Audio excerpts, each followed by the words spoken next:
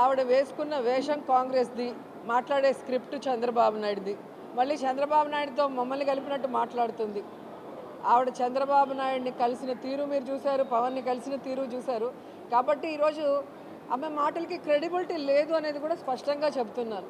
రాజశేఖర్ రెడ్డి గారి బిడ్డగా ఉన్నప్పుడు ప్రేమ అభిమానం ఉంటుంది రాజశేఖర్ రెడ్డి గారి అభిమానులకి.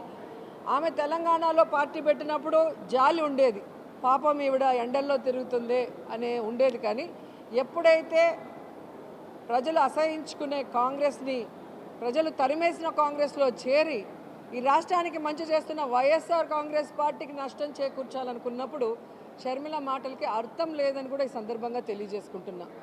ఎందుకంటే షర్మిల గారు తెలంగాణలో పార్టీ పెట్టినప్పుడు స్పష్టంగా చెప్పింది, నేను ఇక్కడే పుట్టాను, ఇక్కడే చదువుకున్నాను, ఇక్కడే పెళ్లి చేసుకున్నాను, నా ప్రాణం ఉన్నంత వరకు ఈ తెలంగాణ ప్రజలకి కష్టం వచ్చినా నష్టం వచ్చినా అండగా ఉంటానని చెప్పింది.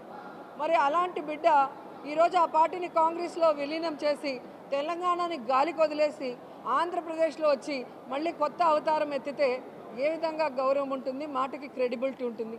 ఈరోజు జగన్మోహన్ రెడ్డి గారిని చూడండి, పావురాల గుట్టలో ఇచ్చిన ప్రామిస్ని ఫుల్ఫిల్ చేయడానికి ఎన్ని అవమానాలు, ఎన్ని కష్టాలు, ఎన్ని తప్పుడు కేసులు పెట్టి జైల్లో పెట్టినా ఏ రోజు కూడా ఎవరికి కమిట్ అవ్వలేదు, ఎవరికి తల ఉంచలేదు.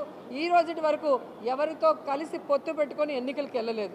కాబట్టి ఎవరో ఏదో చెప్తే ప్రజలు నమ్మేస్తారనుకుంటే అది పిచ్చి, వాళ్ళ పిచ్చి.